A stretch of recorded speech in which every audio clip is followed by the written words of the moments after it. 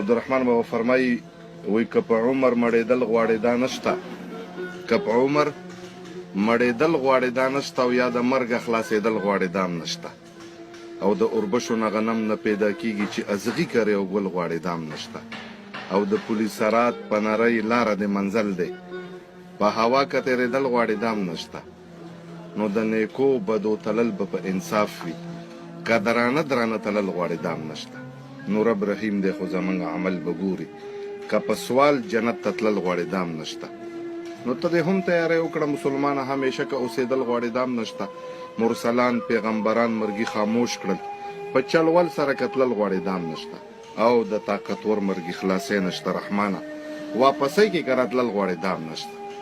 او خدای خبر چې د دین کار کې ولې لټې، په تنه باندې د اوښ په شانتې غټې، په قیام او په رکو باندې پوی نه شوې، په مانځه کې دې خوږېږي د ملا پټې، او د دنیا دپاره ښه تعلیم یافتی لکه قارون، خو د مذهب دپاره نه پوهېږي جټې. نو د دنیا ګټه پوره نه شوه رحمانه، نورې وکړه اخرت دپاره ګټې. وایي په خپل ځان کې خوند پیدا کړه چې خوند واخلې د جهانه، داسې مه وایه رحمانه چې بېکاره زمانه شوه. او وایي څنګه ځان چې د انسان په ټولې بولې، هر انسان ته د انسان په نظر ګوره.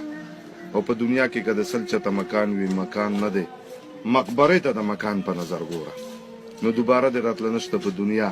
عمدن دې وار دی که دروغ کړې خو رښتیا، خو که اوچتې مرتبې د چا په کار وي، ښایسته کار دی د دعوت په دې دنیا.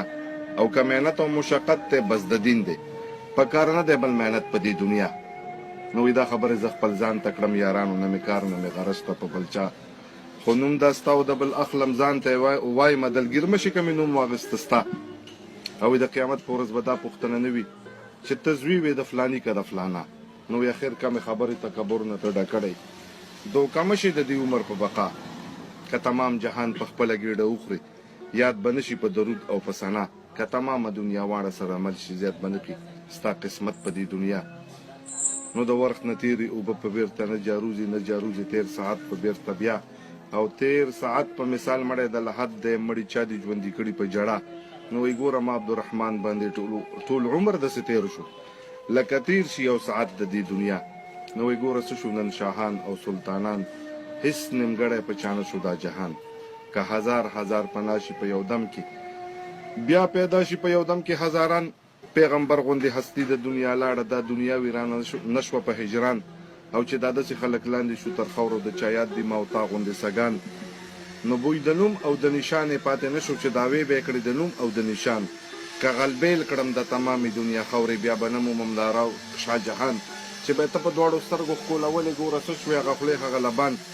وایي که دروغ وایم ته ورشه نظر وکړه د خپل پلار او د نیکه په قبرستان، چې مدام به په قربان قربان بللې. نو وایي نن دې غږ در باندې وکړو چې قربان. نو وایي ځکه زه عبدالرحمن په دل سو زړه ورته حیران یم، چې مې اور بل شوی نه دی په دیوان. نو وایي ای عاقله غوږ ونیسه ماته، مرګی نه پرېږدي سړی خپل رضا ته. د اجل سواره را روان دي او زر به راشي، ناګهانه به تالا شي وایم تا ته. او ډېرې ماتې کړې مرۍ د کبرجنو، چې د کبره به یې نه لیدل هیچا ته. نو بادشاهان دې واړه خاک د بیابان شو، نظر وکړه سکندر پسې دارا ته. نو په هغې جهان به څنګه جواب ورکړې چې په دې جهان عاجز د جوابه. او چې افتاب یې ونیزه شي بیا به څه کړې، اوس چې سوري لره درومې د افتابه. نو په ژوندینې توبه وباسه رحمانه، چې ماشر کې شرمنده نه شي مولا ته. جزاک الله.